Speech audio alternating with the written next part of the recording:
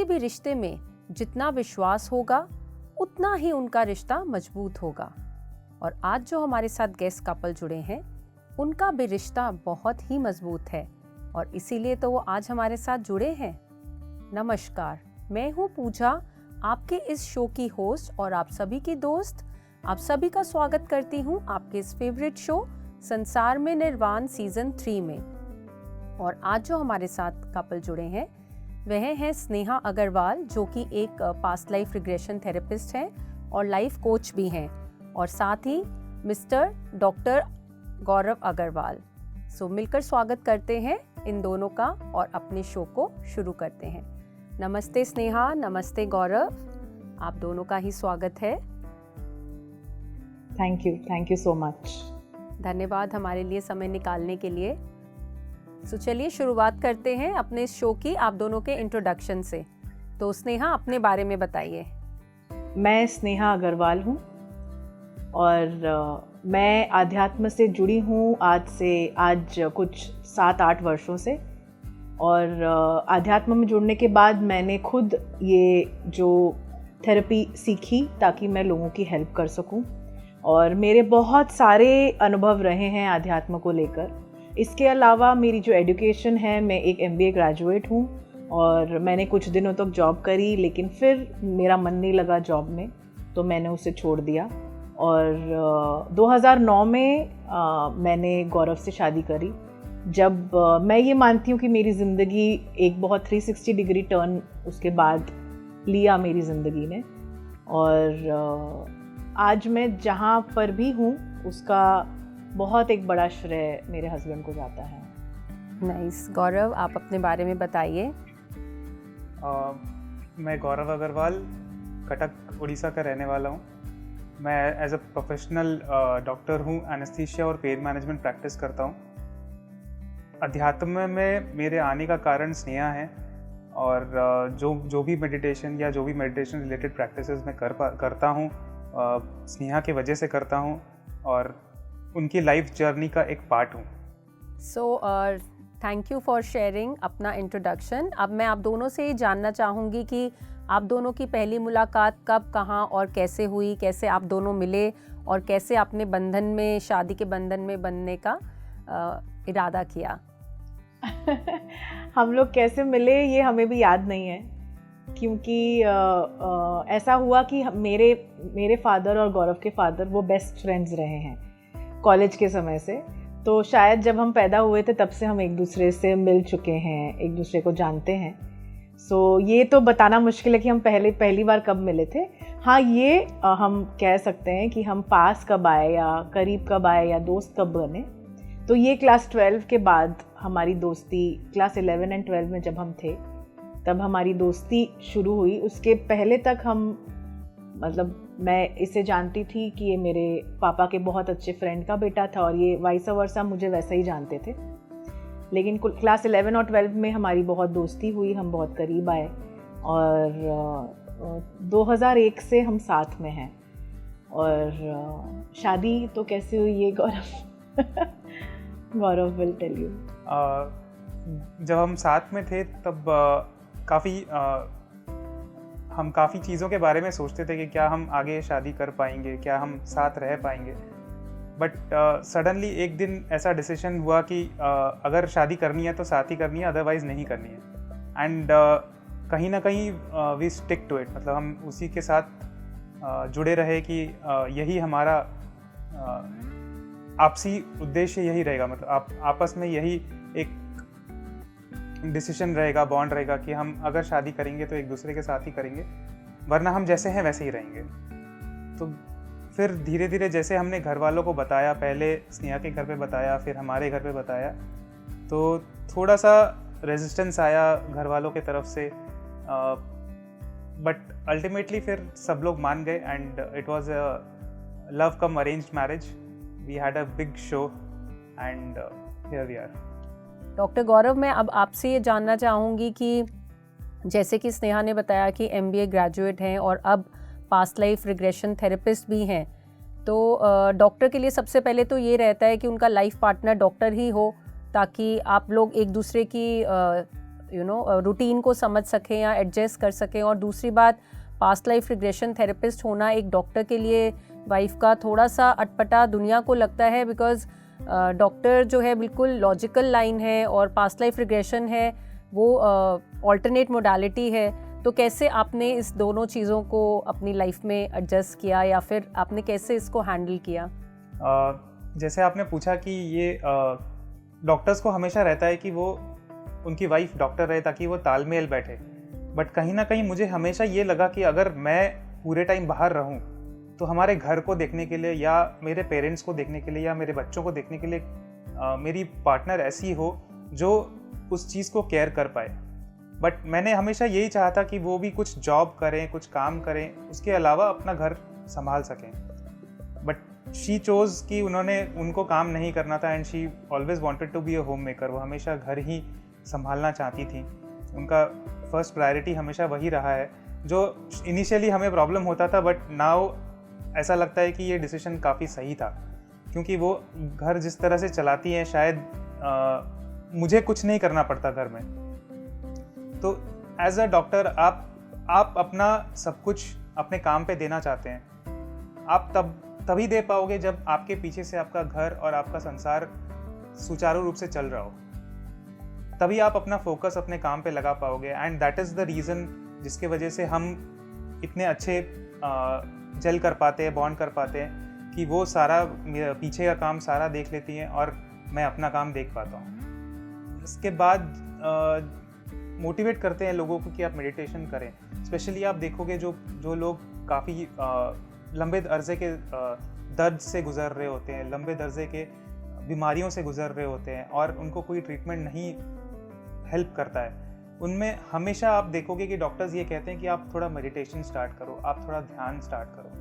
तो वही है कि हमें जो भी ऑल्टरनेटिव मेडिसिन्स हैं, ऑल्टरनेटिव थेरेपीज़ हैं, उनका एक मिलाव बनाना है, एक साइंटिफिक अप्रोच बनाना है, जो कि आज के दिन काफ़ी मास्टर्स कर रहे हैं, उसको एक साइंटिफिक तरीके से प्रेजेंट करने की कोशिश कर रहे हैं। Lot of research is going on, lot of work is going on in this particular alternative medicine also.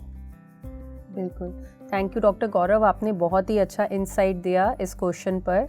अब अगला सवाल मेरा आप दोनों से ये है कि जैसे आपने बताया कि आप अपने बच्चे के लिए स्ट्रगल कर रहे थे, कैसे आप लोग एज अ कपल, तो कैसे आप लोग ध्यान में कैसे आए, स्पिरिचुअलिटी में कैसे आए, आप दोनों साथ साथ आए या फिर अलग अलग, कैसे आपकी क्या जर्नी थी और पहले आपके क्या व्यूज़ थे इस बारे में और फिर बाद में कैसे आप अपनी सिचुएशंस को हैंडल करने लगे?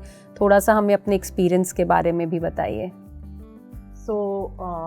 मैं ये आंसर कर देती हूँ गौरव के बिहाफ पे, क्योंकि आई वॉज द वन, मैं बिल्कुल भी राज़ी नहीं थी अडॉप्शन के लिए और हमने बहुत ट्राई करा कंसीव करने के लिए, फिर हमने IVF थेरेपी भी ली और वहाँ पर फेलियर होते गया। और जब थर्ड IVF साइकिल फेल हुआ तो मैं बहुत ज़्यादा टूट गई, कम्प्लीटली ब्रोकन हो गई और इंसोम्निया हुआ, एंग्जाइटी, डिप्रेशन, ये सब कुछ जो है वो प्रॉब्लम क्रिएट करने लगा। और उसी समय मैं फैमिली कॉन्स्टलेशन के वर्कशॉप में गई थी डॉक्टर न्यूटन के साथ, जिसमें मुझे ये प्रेरणा मिली कि मुझे अडॉप्ट करना है। मुझे वहाँ पर ऐसे कुछ एक्सपीरियंसेस हुए जिसकी वजह से मुझे ये श्योर हो गया कि नहीं, मुझे अडॉप्ट करना है। और इसी के आप ये बिलीव नहीं करोगे कि 7 और 8 फरवरी 2015 को ये वर्कशॉप था FC का, और हम जून में हमारी बेटी हमारे पास आई और उसका बर्थडे जो है वो 10 फेब का है, सिर्फ 2 दिन बाद, इस वर्कशॉप के 2 दिन बाद। और कहीं ना कहीं अब हम ये समझने लगे हैं कि ये सारी चीज़ें कोइंसिडेंसेस नहीं हैं और ये बहुत बड़ा एक प्लान है। मेरी बेटी जब मेरे लाइफ में आई, उसके बाद जो हमारा आध्यात्म का जर्नी स्टार्ट हुआ वो पूरा स्काई रॉकेट की तरह चलने लगा। उसके बाद फिर मैंने पास्ट लाइफ रिग्रेशन का वर्कशॉप करा, जहाँ पर मुझे रीजंस पता पड़े मेरे इनफर्टिलिटी के, मेरी प्रॉब्लम्स के, और उसके बाद धीरे धीरे करके ये जर्नी स्टार्ट हुई। फिर मैंने खुद ने जाकर पास्ट लाइफ रिग्रेशन थेरेपी का 6 डे वर्कशॉप, जो जहाँ पर हम थेरेपिस्ट ट्रेनिंग लेते हैं, वो करी। और उसके बाद जब मैं वापस आई तब कोविड आ गया और कोविड के दौरान गौरव जो है वो जुड़ना स्टार्ट हुए। क्योंकि कोविड के दौरान एज अ डॉक्टर बहुत अनसर्टनिटी थी और वो उनको ये बहुत बड़ा डर था कि उनकी वजह से हो सकता है उनकी फैमिली में किसी को कुछ हो जाए, क्योंकि उनको अपने काम पे जाना पड़ता था, कोविड के पेशेंट्स को देखना पड़ता था। और हमारे घर पे, हम एक जॉइंट फैमिली में रहते हैं तो हमारे घर पे मेंबर्स भी ज़्यादा हैं, और वो रोज़ बहुत घबराए हुए आते थे कि कहीं मेरी वजह से किसी और को कुछ ना हो जाए, मेरे घर वालों को कुछ और ना हो जाए। और तब मैंने उन्हें कहा कि नहीं, you must undergo this meditation करना स्टार्ट करो, you will be able to face the fear. और फिर मैंने इनके कुछ थेरेपी के सेशंस, पास्ट लाइफ रिग्रेशन के सेशंस घर पे लिए, और वहाँ से जो बदलाव इनमें आने स्टार्ट हुए वो ये खुद बता सकते हैं इसके बारे में। तो इसके पहले भी मैंने एक पास्ट लाइफ रिग्रेशन सेशन किया था हितेश और शुभांगी के साथ। कोविड के बाद जब जो एंग्जाइटी अटैक्स आते थे, जो डर, फियर जो क्रिएट होता था, कहीं ना कहीं थोड़ा बहुत मेडिटेशन करता था, बीच बीच में हितेश के साथ वर्कशॉप्स करता था। But Covid was a life changing experience. वहाँ पे जो पास्ट लाइफ के सेशंस मैंने किए थे, उसमें कई ऐसे लाइफ टाइम्स देखे मैंने जो काफ़ी कनेक्टेड थे, काफ़ी रेलेवेंट थे, और बहुत अच्छे मैसेजेस मिले थे उससे कि हमें अपना काम करते रहना है। तो उसीलिए इसके साथ और जुड़ने का महत्व समझ में आया, एंड और मेडिटेशन में फोकस लाने का मतलब समझ में आया कि इट इज़ नॉट दैट कि आप सब कुछ छोड़ के मेडिटेशन करो। आपको मेडिटेशन को अपने लाइफ का पार्ट बनाना है ताकि आप लाइफ को और गहराई से समझ पाओ। So that was the message that I got कि आप मेडिटेशन को अपनी लाइफ का पार्ट बनाओ। बहुत ही खूब। कैसे आपने अपनी लाइफ के एक एक चैलेंज को इकट्ठे मिलकर फेस किया और एक दूसरे को सपोर्ट किया, ये काफ़ी ही काबिले तारीफ़ है। तो मेरा नेक्स्ट सवाल आप दोनों से यह रहेगा कि आपके अकॉर्डिंग एक रिलेशनशिप को मजबूत करने के लिए एक कपल को किन किन इम्पॉर्टेंट बातों का ध्यान रखना चाहिए? पहले तो द फर्स्ट थिंग जो गौरव से मुझे मिली हमारे रिलेशनशिप में, ये था कि बहुत पहले जब हम डेट करते थे एक दूसरे को, तब मेरे लिए वो बड़ी बात थी, क्योंकि मैंने इसे कहा था कि मुझे नहीं चलेगा अगर तुम स्मोक करोगे तो, अगर सिगरेट पियोगे तो। और एक दिन इसने खुद ने बताया मुझे कि वो हॉस्टल में पढ़ता था बाहर, तो उसने स्मोकिंग स्टार्ट करी। तो मैंने बोला कि नहीं, ये this doesn't work for me, ये मुझे नहीं चलेगा। सो अगर तुमको स्मोक करना है तो यू कैन स्मोक, मुझे आपके साथ नहीं रहना है। तो फिर उस दिन गौरव ने मुझे एक बात कही थी जो आज तक मेरे साथ बनी हुई है। उसने कहा था कि साथ में तो अब रहना ही है, चाहे कुछ भी हो जाए, और तुम ये बताओ मुझे कि मुझे क्या चेंज करना है अपने अंदर, क्योंकि साथ में रहना नहीं रहना अब ऑप्शन नहीं है, अब you are stuck with me for life. और आज तक मेरे साथ ये चीज़ जुड़ी हुई है। तो चाहे कितनी भी कठिनाई हमारे लाइफ में आती या प्रॉब्लम्स आते, मैं स्पेशली बार बार इस बात पे चली जाती कि अब साथ में तो रहना ही है, कैसे इस चीज़ का सल्यूशन निकालना है वो हमें देखना है। तो ये फर्स्ट थिंग है ये कि जब एक कपल ये बिलीव कर लेता है कि हम एक साथ हैं और एक साथ ही रहेंगे, तो फिर और बाकी सब कुछ फिगर आउट हो जाता है। और मेरे हिसाब से दूसरी बात जो है वो एक म्यूचुअल रिस्पेक्ट होना एक दूसरे के लिए। प्यार से ज़्यादा एक दूसरे के लिए रिस्पेक्ट होना बहुत ज़्यादा ज़रूरी है, क्योंकि अगर हम एक दूसरे को रिस्पेक्ट नहीं करेंगे तो उन पलों में जब प्यार थोड़ा कम हो जाता है तब बहुत डिसरिस्पेक्टफुली एक दूसरे के साथ बिहेव करने की गुंजाइश बन जाती है, जो कहीं ना कहीं रिश्ते तोड़ने में मदद करता है। और जो तीसरी चीज़ जिस पर हमारा रिश्ता टिका हुआ है वो है कि हमने कभी भी ये नहीं सोचा कि ये तुम्हारा परिवार है और ये मेरा परिवार है। मेरे लिए जो गौरव का परिवार है वो मेरा परिवार है, और गौरव के लिए जो मेरा परिवार है वो उसका परिवार है। बिल्कुल। गौरव, आप क्या कहना चाहेंगे इस बारे में? सब कुछ तो इन्होंने कह दिया है। इसके अलावा एक और चीज़ जो मैं ऐड करना चाहूँगा कि जो भी प्रॉब्लम्स होती है ना, हम बात नहीं कर पाते हैं। कई बार होता है कि कोई भी सिचुएशन होता है, कोई भी प्रॉब्लम होती है, हम बात नहीं कर पाते हैं।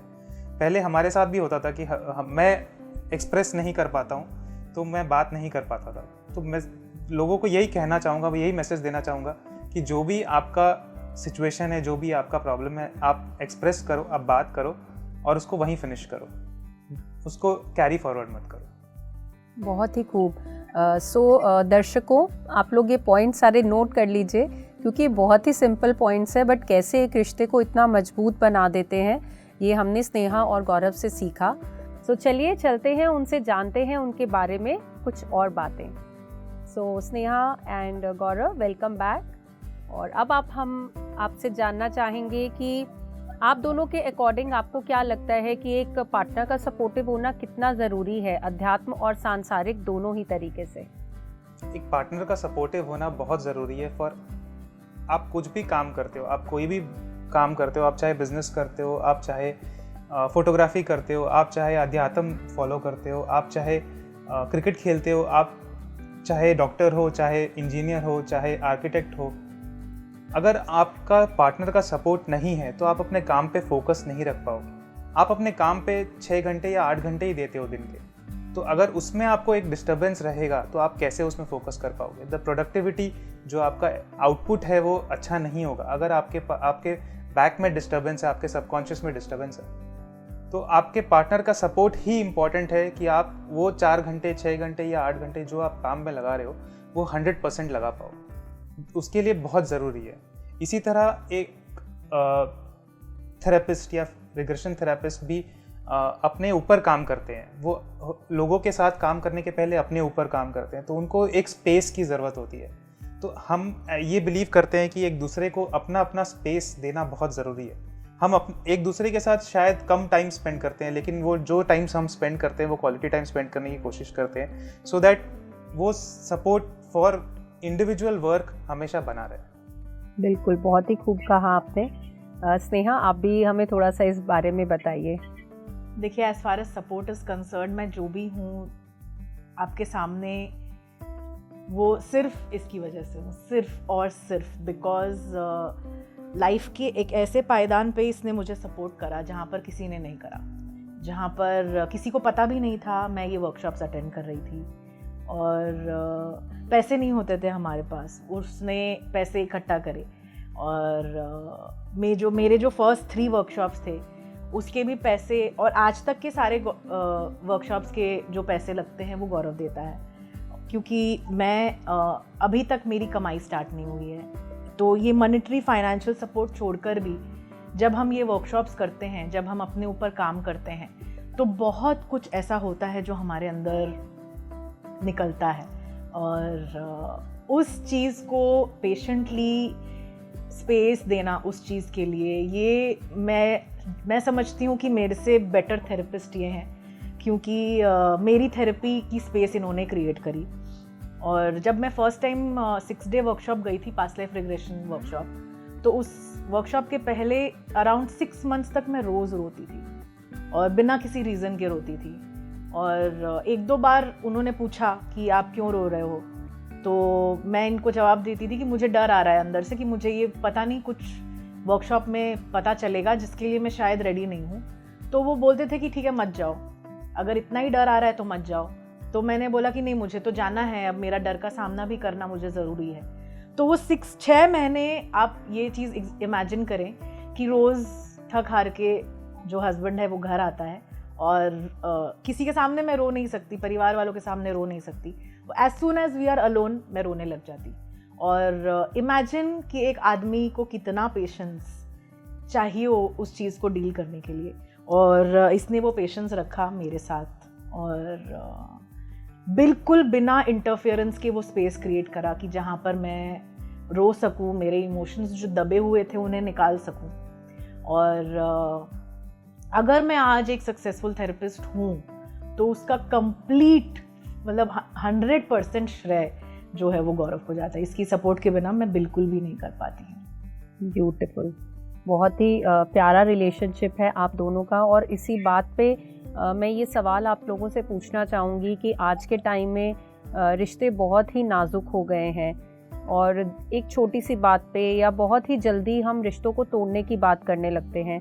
तो आप लोग क्या सजेस्ट करेंगे कि कौन सी ऐसी 3 चीज़ें आप लोग दर्शकों को बताना चाहेंगे कि जो एक रिलेशनशिप को परफेक्ट बनाती हैं या फिर जीने के लिए आगे मोटिवेट करती हैं, एक दूसरे का साथ निभाने के लिए मोटिवेट करती हैं? ये तो आपने ऑलरेडी देख लिया कि कैसे she is always praising me, but ऐसा नहीं है कि सारा कुछ मैंने ही किया है, कुछ चीज़ें अपने आप हो जाती हैं. So that is how things fail in place for her, for me, and हम इस जर्नी में एक साथ आगे बढ़े. ऐसा नहीं था कि वो पैसे जो मैंने कमाए थे वो हमने कमाए थे, वो पैसे हमारे साथ एक जुट के थे, तो जो खर्च हुए वो एक जुट के लिए हुए और आगे भी हम एक साथ ही बढ़ेंगे. द म्यूचुअल रिस्पेक्ट जो भी हमने अभी बात की, ऑलरेडी हम बोल चुके हैं इस बारे में कि एक म्यूचुअल रिस्पेक्ट है जो एक दूसरे के लिए है. मैं स्नेहा को बहुत ज़्यादा रिस्पेक्ट करता हूँ बिकॉज वो मेरी जितनी टैंट्रम्स सहन करती है मैं उसकी उतनी नहीं करता हूँ.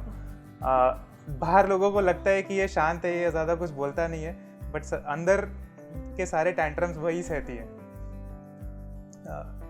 इसीलिए काफ़ी चीज़ें अपने आप हो जाती हैं.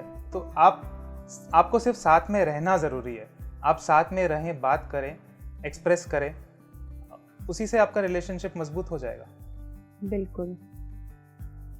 आई थिंक कि मोस्टली होता क्या है कि हस्बैंड वाइफ एक दूसरे के अगेंस्ट खड़े हो जाते हैं बहुत बार, और बहुत बार एक दूसरे को रॉन्ग प्रूफ करना या अपने आप को राइट प्रूफ करना इसमें लग जाते हैं, जिसकी वजह से और बाकी आसपास की चीज़ें जो है वो बिगड़ने लग जाती है.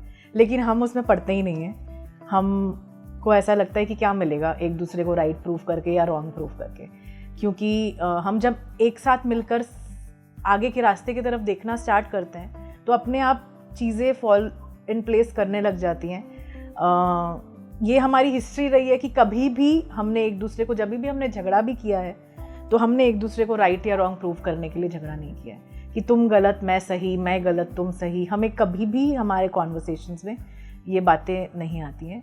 हमारी कॉन्वर्सेशंस हमेशा सल्यूशन क्या है इस बारे में बात करने के लिए हमारा झगड़ा जो है वो स्टार्ट होता है और एंड भी सल्यूशन पे ही होता है. सो आई थिंक जब हम एक दूसरे को ना देखकर जब एक साथ अपने रास्ते को देखते हैं तो अपने आप जो है वो रिश्ता सही चलने लग जाता है. हम जब एक दूसरे के अगेंस्ट खड़े हो जाते हैं तब प्रॉब्लम स्टार्ट होती है. और हस्बैंड वाइफ का रिलेशनशिप है जो दुनिया का सबसे क्लोज रिलेशनशिप है. आप चाहे उसे किसी भी लेवल पे ले लीजिए, फिजिकल लेवल पे ले लीजिए, इमोशनल लेवल पे ले लीजिए, या किसी भी लेवल पे आप ले लीजिए, ये एक क्लोजेस्ट रिलेशनशिप है लाइफ का. सो यहाँ पर अगर हम एक दूसरे के अगेंस्ट में खड़े हो जाते हैं तो फिर प्रॉब्लम्स होनी ही है. आप दोनों की ये सारी स्टोरीज़ और आपकी जर्नी सुनकर मुझे तो बहुत ही इंस्पायरिंग लग रहा है और आई एम श्योर हमारे दर्शकों को भी लग रहा होगा कैसे आप दोनों ने एक दूसरे के साथ जुड़कर एक दूसरे की बातों को, एक लिसनिंग ईयर्स जो हम बोलते हैं, एक दूसरों की बातों के सुनने की क्षमता, एक दूसरे को जैसे वो हैं एक्सेप्ट करना और एक दूसरे को स्पेस भी देना और एक दूसरे के इमोशंस को समझकर, अगर स्नेहा उस समय उस इमोशनल स्टेट में नहीं थी जहाँ वो अपने आप को हैंडल कर पाती, तो गौरव ने कैसे उन्हें वो स्पेस दी जहाँ पर वो अपने इमोशंस को अनवाइंड कर पाती. तो बहुत ही सुंदर तरीके से अपने अपने रिश्ते को इतना मजबूत बनाया, जैसे कि हमने दर्शकों को पहले भी बताया था. तो चलिए लेकर चलते हैं उन्हें हमारे नेक्स्ट सेगमेंट में, जिसका नाम है यादों की बारात. तो गौरव एंड स्नेहा, अब हम आपको कुछ तस्वीरें दिखाएंगे स्क्रीन पर और आपको उनसे जुड़ी अपनी सभी यादों को और स्टोरीज़ को हमारे साथ शेयर करना है. तो चलिए चलते हैं एंड देखते हैं पहली तस्वीर स्क्रीन पर. तो ये जो तस्वीर है ये हम घूमने गए थे एक साथ तब की है, और हमें ट्रैवल करना पसंद है दोनों को, और हम बहुत एक दूसरे के साथ ट्रैवल करना पसंद है.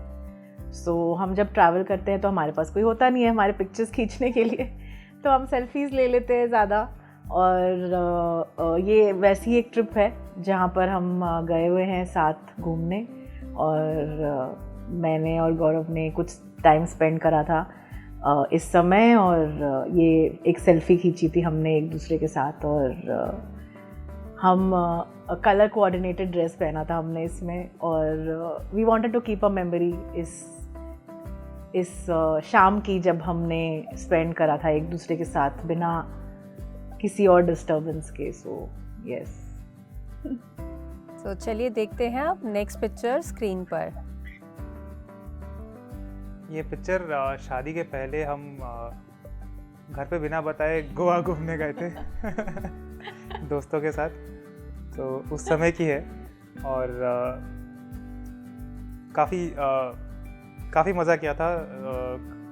5-6 फ्रेंड्स थे हम। हाँ, और इस ट्रिप के दौरान गौरव हमारे साथ 2 दिन के लिए रुकने वाला था, और फिर मेरी फ्रेंड्स जो थे हम फिर 5-6 दिन और रुकने वाले थे। और इस ट्रिप के समय वो चले गए थे, उनको ट्रेन लेनी थी, तो वो वास्को से उनकी ट्रेन थी, तो वो चले गए, ट्रेन में बैठ गए, और ट्रेन से उन्होंने फ़ोन करा मुझे और कहा कि मेरा मन नहीं हो रहा जाने का। तो और मैं मेरे फ्रेंड्स के साथ थी, रुचि के साथ और नितिका के साथ। तो मैंने बोला मत जाओ अगर नहीं मन करा जाने का, और उन्होंने बोला ठीक है, और फ़ोन रख दिया। मैंने बोला हो सकता है चले गए हैं, बिकॉज जनरली हम ऐसे ही बात करते थे एक दूसरे के साथ। और फिर 1 घंटे के बाद उनका फ़ोन आता है कि मैं वापस आ गया। और मेरे लिए ये एक बहुत बड़ी बात थी, क्योंकि मैं बहुत खुश हो गई थी इस बात से, और मेरे फ्रेंड्स बहुत ज़्यादा जेलस हो गए थे इस बात से कि ये देखो कितना अच्छा बॉयफ्रेंड है कि ट्रेन में बैठ के भी वापस आ गया। सो और रुचि जो मेरी फ्रेंड है वो आज तक बोलती है कि तू गौरव को मुझे दे दे। सो इस पिक्चर के साथ वो मेमोरीज जुड़ी हुई है। वेरी क्यूट मेमोरी, और आप दोनों काफ़ी खुश भी लग रहे हैं तो चलिए देखते हैं अब नेक्स्ट पिक्चर स्क्रीन पर। ये पिक्चर हमारे एक अच्छे फ्रेंड है, काफ़ी अच्छे फ्रेंड है, श्रेयांश, उसके साथ है। हम पूरी वो ही लिव्स इन यूएस, तो वो यूएस से आए हुए थे, उनके साथ हम घूमने गए थे। पूरी गए थे। पूरी हमारे पास है, शहर जहाँ हम रहते हैं उसके पास, और हम तीनों बहुत अच्छे फ्रेंड्स रहे हैं। और हमारे बारे में जो फर्स्ट इंसान है जो जिसको हमने बताया था कि हम साथ हैं, वो यही है, श्रेयांश। नाइस। या चलिए देखते हैं अब नेक्स्ट पिक्चर स्क्रीन पर।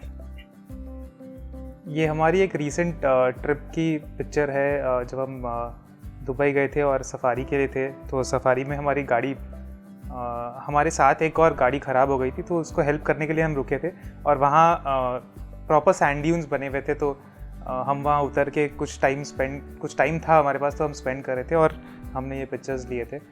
ये इस ट्रिप पे मेरी मम्मी मेरे साथ थी, मेरी बेटी मेरे साथ थी।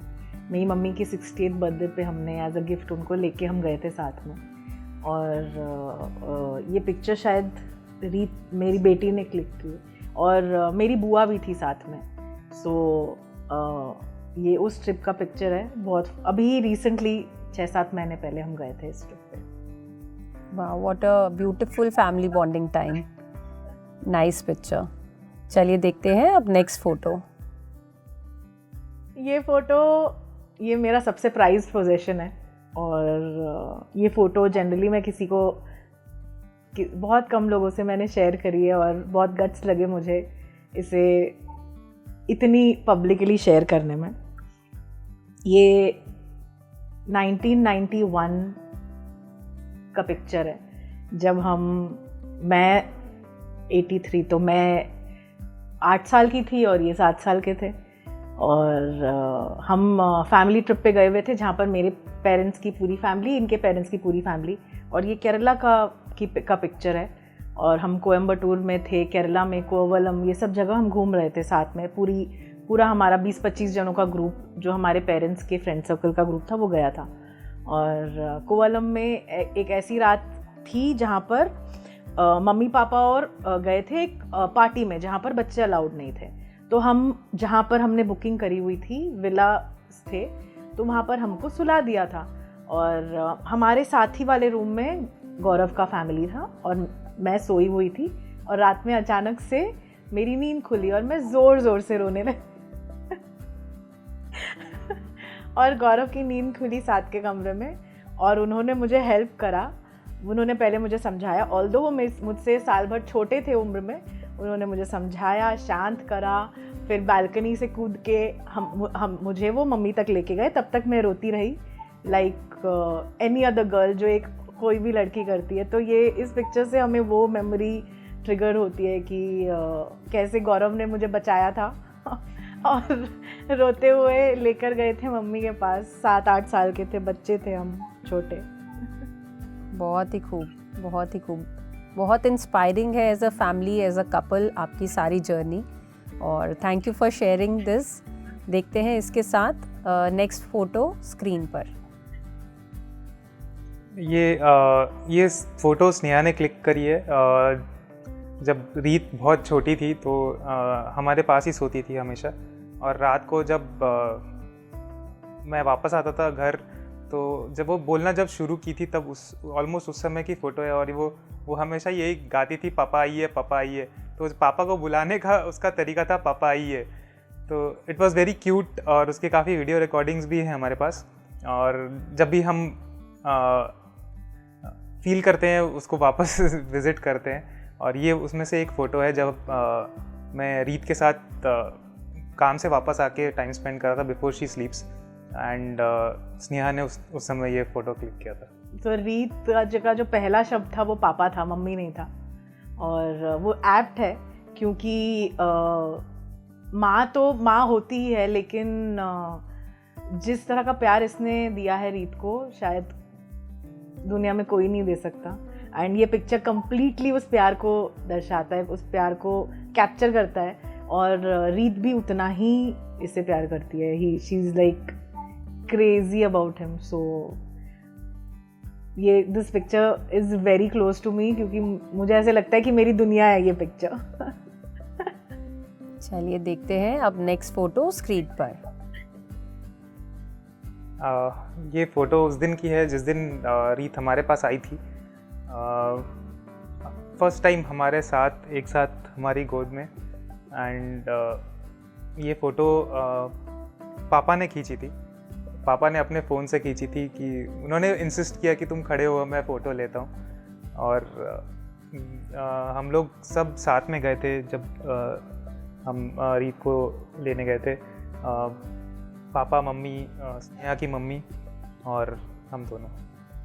बहुत ही इमोशनल और बहुत ही अच्छी तस्वीर है, जो कि हमेशा of course as a parent आप याद रखना चाहते हैं। तो इसी के साथ हमारा यादों की बारात सेगमेंट ख़त्म होता है। थैंक यू हमारे साथ ये सब मेमोरीज शेयर करने के लिए, और लेकर चलते हैं अब गौरव और स्नेहा को हमारे नेक्स्ट सेगमेंट में, जिसका नाम है rapid fire round. So Sneha and Gaurav, ये रैपिड फायर राउंड है। इसमें मैं आपसे कुछ सवाल पूछूंगी और आपको दोनों को ही उन सभी सवालों का जवाब देना है। तो चलिए शुरू करें। ओके, चलिए शुरू करते हैं अपना रैपिड फायर राउंड। सो पहला सवाल आप दोनों के लिए, आप अपने पार्टनर के बारे में क्या फील करते हैं, हमें कुछ शब्दों में बताइए। अनडिस्क्राइबेबल है मेरे लिए तो वर्ड्स में, क्योंकि he is everything to me. मतलब मैं नहीं जी सकती इसके बिना। और बहुत बहुत ज़्यादा प्यार करती हूँ। वर्ड्स में डिस्क्राइब करना मेरे लिए पॉसिबल नहीं है। मेरे लिए घर आने का कारण पीस विद इन, शांति, and I think Sneha, just Sneha. चलिए इसी के साथ चलते हैं दूसरे सवाल पर। What are the 3 things on your bucket list? कुछ हमारे दर्शकों को अपने बकेट लिस्ट के बारे में बताइए। ये दोनों का है कि हमें नई जगहें देखने का बहुत शौक है। सो पूरी दुनिया घूमना चाहते हैं, ये पहला है। सेकंड, दूसरा एक है जो हमें मेडिटेशन के द्वारा मिला है, ये विजन कि हम एक होलिस्टिक हेल्थ सेंटर बनाना चाहते हैं, जिसमें alternative medicine and allopathy medicine का एक समावेश हो, और होपफुली हम इस लाइफ टाइम में वो कर पाएँ। Science and spirituality together. So ये हमारा एक ड्रीम है। तो आप दोनों की कोई एक फेवरेट चाइल्डहुड मेमोरी जो आप शेयर करना चाहेंगे? चाइल्डहुड तो नहीं, जब हम डेट कर रहे थे तब मैं अहमदाबाद में पढ़ती थी, ये वर्धा में पढ़ते थे। तो बहुत बार ऐसा होता था कि हम घर पे बिना बताए एक दूसरे से मिलने चले जाते थे, तो वो फॉन्ड मेमोरीज़ है बहुत ज़्यादा। और कैसे हम फ़ोन्स को मैनेज करते थे, किस तरह से हम एक दूसरे को से टच में रहने के लिए अपनी पॉकेट मनी को बचा बचा कर रखते थे, तो ये सारी चीज़ें हमारे लिए मेमोरी है। और मेरे पापा बहुत पसंद करते थे गौरव को, और बचपन में मुझे ये चीज़ बिल्कुल नहीं पसंद थी, क्योंकि मैं बहुत पॉजेसिव फील करती थी अपने फादर को लेके। So he used to like Gaurav a lot and I used to get very jealous. मुझे बहुत बिल्कुल भी अच्छा नहीं लगता था ये। तो this is one thing which I remember. Yes Gaurav, आप क्या शेयर करना चाहेंगे? मुझे जो याद है हमारे बारे में, मुझे बचपन में ऐसा लगता था कि मैं इनसे मिलता रहूं। पता नहीं क्यों, बट ऐसा ही लगता था कि मैं स्नेहा से मिलता रहूं। जब मुझे मौका मिलता था मैं यही कोशिश करता था कि उससे मिलूं, उससे बात करूं, उससे कुछ कहूं। इट वाज ऐसा कोई फीलिंग की बात नहीं थी, बट अंदर से एक आवाज़ आती थी कि मिलना है, बात करना है, मिलना है, बात करना है। वो धीरे धीरे कम होता गया, क्योंकि हमारा मिलना कम हो गया। आपके लाइफ में आप धीरे धीरे मूव ऑन करते गए, बट फिर वो रिकंडल हुआ आफ्टर 10th, जब 11th 12th में हमने फिर साथ में एक ही कॉलेज में पढ़ने गए, तो फिर वापस से वो चीज़ वापस से आने लगा और फिर चीज़ें बदलने लगी। So what do you consider your greatest success? Greatest success अगर हमारे बारे में हो तो साथ रहना is the greatest success, and जो भी हम कर रहे हैं हम उसमें खुश हैं। Next question, what do you value in your relationship? For me, मेरे लिए ही इज़ माई काम आफ्टर द स्टॉर्म। जो मेरी ज़िंदगी में ऑल द टाइम उथल पुथल वो है मेरी लाइफ में, कि कुछ ना कुछ होता ही रहता है। और बस लेकिन जब इसके पास आती हूँ तो सब कुछ शांत, सब कुछ सेटल हो जाता है। तो ही इज़ माई काम, ही इज़ माई, मैं पतंग हूँ तो ये डोर है। So that is how he keeps me in place. सबसे ज़्यादा मुझे अपने रिलेशनशिप में ये अच्छा लगता है कि हम स्नेहा ने कोई भी चीज़ के लिए टोका नहीं कभी। वो हमेशा ये कहती थी कि ये भी ट्राई करो, वो भी ट्राई करो, ऐसा भी करो, वैसा भी करो। आप एक्सपीरियंस लेने आए हो, आप एक्सपीरियंस लो। ये मेडिटेशन में आने के पहले से है। तो हमेशा वो यही कहती थी कि अगर ये चीज़ आपके सामने आ रही है ना, तो आप ट्राई करो, आप छोड़ो मत। एटलीस्ट ट्राई तो करो। क्या होगा, ज़्यादा से ज़्यादा फेल ही होगे, उससे ज़्यादा क्या होगा। You will not die, you learn something out of it. And after meditation ये सारी चीज़ें और ग्रो करने लगी। तो कोई भी चीज़ मुझे जो परेशान करती थी ना, तो मैं आके उसको कहता था कि ये मुझे परेशान कर रही है। वो हमेशा यही समझाती थी कि उससे एक्सपीरियंस लो, उससे क्या लर्निंग है वो लो, आप करो। कुछ नहीं होगा, ज़्यादा से ज़्यादा फेल होगे। फेल होने से डरो मत, आगे बढ़ो, करते रहो, जो होगा देखा जाए।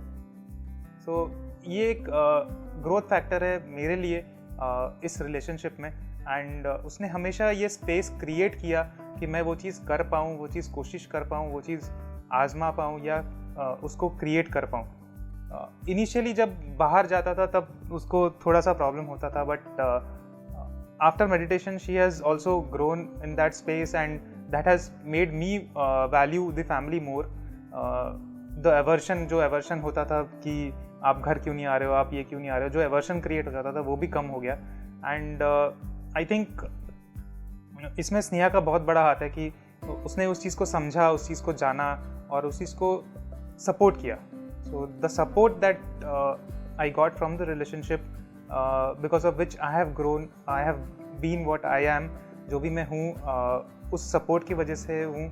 और उसने हमेशा इवन शादी के पहले भी बहुत सपोर्ट किया है। मेरी पढ़ाई जो MBBS की पढ़ाई है वो भी इजी नहीं रही है, वो भी काफ़ी मुश्किलों से रही है। और काफ़ी टाइम मुझे ऐसा लगा कि शायद मैं इसके लिए नहीं बना हूँ, बट एक ही वो सपोर्ट थी जिसने हमेशा इस चीज़ को पुश किया कि नहीं तुम कर सकते हो और एटलीस्ट ट्राई तो करो, कुछ नहीं होगा, ज़्यादा से ज़्यादा फेल हो जाओगे और क्या होगा, मर नहीं जाओगे, कोशिश करो। तो that is what is for me. तो आप एक ऐसी बात बताइए जिसके लिए आप अपने कंपेनियन को थैंक यू बोलना चाहते हैं। किन किन चीज़ों के लिए बोलूँ thank you? Just for being there in my life, choosing to be my husband. ये हाँ बोलने के लिए कि हाँ इस लाइफ में मैं आपका साथ दूंगा। from the bottom of my heart, thank you so much. काफ़ी कुछ बोल चुका हूँ जो हर एक बात थैंक यू के लिए लायक है। पहले हम एक दूसरे को थैंक यू या सॉरी नहीं कहते थे, बट मेडिटेशन की जर्नी में आने के बाद हमने जाना है कि वो शब्द कहना भी ज़रूरी है, सो दैट रेजोनेट हो आपको, वो ग्रैटिट्यूड रेजोनेट हो। कई बार वो कहते हैं ना कि आप प्यार और दोस्ती में थैंक यू और सॉरी नहीं कहते, हम ये कहते हैं कि आप थैंक यू भी बोलो, सॉरी भी बोलो, और वो हर चीज़ बोलो जो आप बोलना चाहते हो, बिकॉज वो रेजोनेट करती है और वो यूनिवर्स उस फीलिंग को क्रिएट करती है और आप उसको फील करते हो। तो हमेशा जो चीज़ आप कहना चाहते हो प्लीज़ कह दो। So thank you. कोई एक ऐसी खूबी जो आपको अपने पार्टनर में सबसे अच्छी लगती है? मेरे लिए गौरव का एक्सेप्टेंस, या जो वो हर एक सिचुएशन को बहुत ही इजीली एक्सेप्ट कर लेते हैं और बिना क्वेश्चन किए। कभी भी मुझसे नहीं पूछते क्यों करना है, हमेशा ये पूछते हैं कब करना है। So that is what I love about him, कि वो बहुत एक्सेप्टिंग है और बहुत ही ज़्यादा काम और शांत है। मैं ये कहना चाहता हूँ कि मैं ज़्यादा काम नहीं हूँ, वो ज़्यादा काम है, क्योंकि उसे पता होता है कि क्या करना होता है, तो इसीलिए ज़्यादा क्वेश्चन नहीं करना है कि क्यों करना है, क्योंकि उसको पता है। शी ऑलवेज नोज़ कि क्या करना है, क्या कहना है। बहुत बार ऐसी सिचुएशन होती है कि मुझे नहीं पता होता है कि क्या बोलना है, इसीलिए मैं चुप रह जाता हूँ, क्योंकि मुझे समझ नहीं आता है कि अब इस सिचुएशन में क्या कहना है, अब इस सिचुएशन में क्या करना है। But she is the one who nose, वो हमेशा जानती है कि उसे क्या करना है, क्या नहीं करना है, और क्या कहना है और क्या नहीं कहना है। तो बहुत सारे लाइफ एडवाइसेस में शी इज़ द गाइड, जो मुझे समझाती हैं कि इस सिचुएशन में ये करना चाहिए, ये नहीं करना चाहिए। तो आउट एंड आउट ये है कि उसमें क्वेश्चन करने का कोई पॉइंट ही नहीं है। जो सबसे बड़ा सबक आपने दोनों ने अध्यात्म में आने के बाद सीखा, वो क्या है? अगर सबसे बड़ा सबक ये है कि आप हर चीज़ को एज अ लाइफ लेसन ले लो या एक्सपीरियंस ले लो। जो भी आप फेस कर रहे हो वो आपको कुछ सिखाने आ रहा है। बहुत सारी चीज़ें जो हमने फेस की है, हम पहले उससे गुस्सा रहते थे, काफ़ी लोगों से गुस्सा रहते थे, काफ़ी सिचुएशन से गुस्सा रहते थे कि ऐसा मेरे साथ क्यों किया, ऐसा मेरे साथ क्यों हुआ। बट मेडिटेशन में या अध्यात्म में आने के बाद ये समझ में आया कि ये आपको सिखाने के लिए था, ये आपके लाइफ एक्सपीरियंस का एक पार्ट था, ये आपने खुद बनाया था, ये आपने खुद लिखा था, ये आपके सोल का एक प्लान था और आपको ये फेस करना था। So that was one life lesson जो इससे हमने सीखा है। मेरे लिए सबसे बड़ा लाइफ लेसन हमारे अगर रिलेशनशिप के बारे में आप कहें तो ये था कि प्यार हासिल करने में नहीं है और हमेशा एक दूसरे के साथ होने में नहीं है, या एक दूसरे को फिज़िकली एक दूसरे के पास होने में नहीं है। और ये रियलाइजेशन मुझे हुई थी एक इंसिडेंट जब हुआ था हमारे घर पे। उस दौरान जब मैंने ये रियलाइज़ करा था कि मैं इसके बिना भी रह सकती हूँ और मेरे अंदर वो हिम्मत है कि मैं गौरव अगर फिज़िकली ना रहे तो भी मैं रह सकती हूँ। और ये एक स्पिरिचुअल एक्सपीरियंस था, ये फिर कभी हम इसके बारे में जानेंगे। बट उसके बाद से मुझे ये रियलाइज़ हुआ कि हम प्यार में लिबरेट भी हो सकते हैं, हमें ये ज़रूरी नहीं है कि हम बंधन में आ गए या वैसा। सो स्पिरिचुअलिटी जो है मेरे अंदर में एक अलग तरह का आत्मविश्वास पैदा करा है उसने। आत्मविश्वास मेरे अंदर पहले भी था, लेकिन एक ठहराव वाला आत्मविश्वास पैदा हुआ है और बहुत स्ट्रेंथ अंदर से फील करती हूँ। या सो आप दोनों ने बताया जैसे आप बचपन से एक दूसरे के साथ हैं और काफ़ी एक दूसरे के साथ वक्त भी बिताया है, तो आपको याद है कि आपने एक दूसरे को सबसे पहला गिफ्ट कौन सा दिया था? गौरव ने जब कॉलेज में थे तो पॉकेट मनी हमें कम मिलती थी, एज सभी बच्चों को मिलती थी उस समय, और उसमें से भी उन्होंने पैसे इकट्ठा कर करके मेरे लिए एक रिंग लाए थे और वो एक अंगूठी दी थी उन्होंने मुझे वो इंसिडेंट अभी भी याद है। हम ट्रेन में ट्रैवल कर रहे थे, ट्रेन की जो गेट है वहाँ पर बैठे थे दोनों, और उन्होंने निकाल कर वो रिंग दी थी, और उन्होंने फर्स्ट टाइम उस दिन मुझे कहा था कि वो मुझसे शादी करेंगे या हम दोनों एक दूसरे से शादी करेंगे. That is when we had committed to each other. So वो रिंग टूट गई थी कुछ सालों के बाद फंस कर, लेकिन वो टूटी हुई रिंग भी आज तक मेरे पास संभाल कर रखी हुई है. So yes, that is one prize possession. So या गिफ्ट्स तो हम एक्चुअली, ऐसा हमारा रिलेशनशिप है नहीं कि हम एक दूसरे को ज़्यादा गिफ्ट्स देते हैं. जो वियर्ड लगेगा सुनकर, पर हम ज़्यादा एक दूसरे को गिफ्ट्स नहीं देते. हम एक दूसरे से ले लेते हैं गिफ्ट्स कि मुझे ये चाहिए, मुझे ला दो, या वो बोलते हैं मुझे ये चाहिए, मुझे ला दो. तो इसी के साथ हमारा ये रैपिड फायर राउंड सेगमेंट ख़त्म होता है, और बहुत सारी इंटरेस्टिंग बातें हमने गौरव और स्नेहा के साथ करी, और भी बहुत सारी इंटरेस्टिंग बातें होने वाली हैं हमारे नेक्स्ट सेगमेंट में, जिसका नाम है हिम और हर राउंड. तो गौरव, स्नेहा, ये राउंड है हिम और हर राउंड, जिसमें मैं आप दोनों से ही कुछ सवाल पूछूंगी. अगर तो उसका जवाब आपको लगता है कि आपके लिए है तो आप अपनी तरफ इशारा करेंगे, और अगर पार्टनर के लिए तो पार्टनर की तरफ इशारा करेंगे. तो चलिए चलते हैं हमारे इस बहुत ही इंटरेस्टिंग राउंड में. और पहला सवाल आप दोनों से, एक इमोशनल फिल्म देखकर आप दोनों में से कौन ज़्यादा इमोशनल हो जाता है? ऑब्वियसली यही होगी. मैं ऑलमोस्ट हर पिक्चर में रोती हूँ. आप दोनों में से एक बारी में फ़ोन कौन नहीं उठाता? ऑब्वियस रीज़न है उसमें. For obvious reasons. डॉक्टर है तो सर्जरी में होते हैं तो नहीं उठाते हैं. आप दोनों में से गुस्सा किससे ज़्यादा आता है? गुस्सा दोनों को आता है. नहीं, मुझे ज़्यादा आता है. मुझे ज़्यादा आता है. आप दोनों में से शांत कौन है?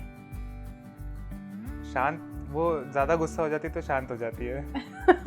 बिल्कुल, ही बहुत शांत है, और ये जो भी हमें जानते हैं ये वाउच करेंगे कि ही इज़ वेरी काम. आप दोनों में से घूमना फिरना किसको ज़्यादा पसंद है? दोनों को. दोनों को हम पसंद दोनों को पसंद है. आप दोनों में से कौन ज़्यादा बोलता है? आपको ऑब्वियस नहीं लग रहा अभी तक कि इंटरव्यू सुन के कि मैं ही ज़्यादा बोलती हूँ. सो अब मैं आप दोनों को एक डायलॉग दूंगी, और आपको वो डायलॉग फिल्मी अंदाज में, जैसे कि वो फिल्म में बोला गया था, एक दूसरे को बोलना है. तो आप दोनों तैयार हैं? तो चलिए, पहले स्नेहा, आपके लिए ये डायलॉग है. कोई प्यार करे तो तुमसे करे, तुम जैसे हो वैसे करे. कोई तुमको बदल कर प्यार करे तो वो प्यार नहीं, सौदा है. ये तो हमारी लाइफ का मोटो है. सो कोई प्यार करे तो तुमसे करे, तुम जैसे हो वैसे करे. कोई तुम्हें बदल कर प्यार करे तो वो प्यार नहीं, सौदा है. और अब गौरव, आपके लिए. अरे ओ बाबू मोशाए, हम सब रंगमंच की कठपुतलियां हैं जिनकी डोर ऊपर वाले की उंगलियों से बंधी हुई है. कौन कब उठेगा कोई नहीं बता सकता. तू बदन है, मैं हूँ साया, तू ना हो तो मैं कहाँ हूँ. मुझे प्यार करने वाले, तू है तो मैं यहाँ हूँ. अरे डॉक्टर गौरव, आपने तो डायलॉग ही चेंज कर दिया, लेकिन जो भी आपने सुनाया बहुत ही प्यारा सुनाया. तो इसी के साथ हमारा हिम और हर राउंड ख़त्म होता है यहीं. और मैं आप दोनों से रिक्वेस्ट करूंगी कि हमारे दर्शकों के लिए एक मैसेज दें. जैसे कि हमारे शो का नाम है संसार में निर्वाण, तो इसके चलते अगर आप एक छोटा छोटा सा मैसेज हमारे दर्शकों को देना चाहें. एक बहुत अहम चीज़ जो मैंने इस दौरान जानी है कि हम सब कनेक्टेड हैं. तो ये संसार जो है, हम सब कनेक्टेड है. Everyone is connected. सो संसार में निर्वाण, आप इस लाइन से यही समझ सकते हैं कि हम सब कनेक्टेड है, और इस संसार में आप जिसके साथ भी मिल रहे हो, जिससे भी बातें कर रहे हो, जिसको भी भेंट कर रहे हो, वो आपसे कहीं ना कहीं कनेक्टेड है. वो सोल लेवल पे कनेक्टेड है. तो उससे आपको कुछ ना कुछ सीखना ही है.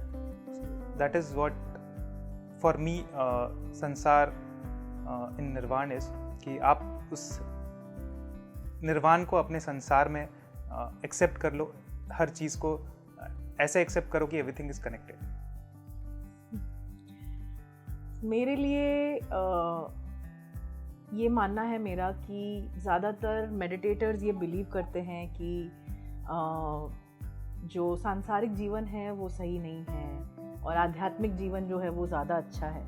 लेकिन मेरा मैसेज यही है कि जब तक हम अपने आध्यात्म को अपने संसार में नहीं उतार सकते, जब तक हम एक आध्यात्मिक तरह से अपने संसार का परिचालन नहीं कर सकते, तब तक हमें निर्वाण नसीब नहीं होगा। हम कहीं पर भाग कर या अपने सांसारिक ड्यूटीज़ को छोड़कर हम निर्वाण के पीछे अगर भाग रहे हैं तो वी विल नेवर, हम कभी भी इस चीज़ को अचीव नहीं कर पाएंगे। सो मेरा मैसेज ये है कि किसी भी चीज़ को गलत ना समझें। अगर घूमने जाने का मन कर रहा है तो घूमें, अगर पैसे खर्च करने का मन कर रहा है तो करें, अगर कुछ अच्छा खाने का मन कर रहा है तो करें, अगर शारीरिक लेवल पर आपको प्लेजर चाहिए तो वो भी लें। कोई भी चीज़ संसार में गलत नहीं है, बैलेंस में होनी ज़रूरी है और इसके साथ साथ अपने आध्यात्म के लिए भी समय निकालना ज़रूरी है, अपनी पर्सनल ग्रोथ के लिए समय निकालना ज़रूरी है।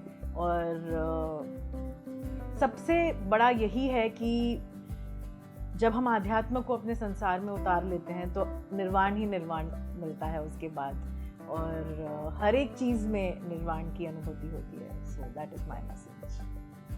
So thank you Gaurav, thank you Sneha, आप दोनों का बहुत बहुत धन्यवाद हमारे साथ जुड़ने के लिए और अपनी इतनी सारी इंस्पायरिंग स्टोरीज हमारे साथ शेयर करने के लिए, तो धन्यवाद।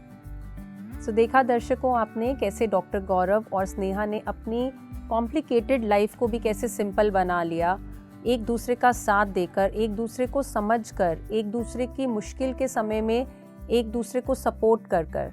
सो आप भी अपनी लाइफ को इजी बनाइए, एक दूसरे को समझिए, एक दूसरे के साथ रहिए, अपने आप को इतनी जल्दी हार मत मानिए।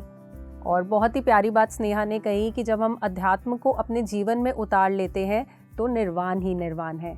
सो यही संसार में निर्वाण है। अच्छे से जिए, पूरी तरह जिए और अध्यात्म को अपने जीवन में थोड़ा सा समय दीजिए।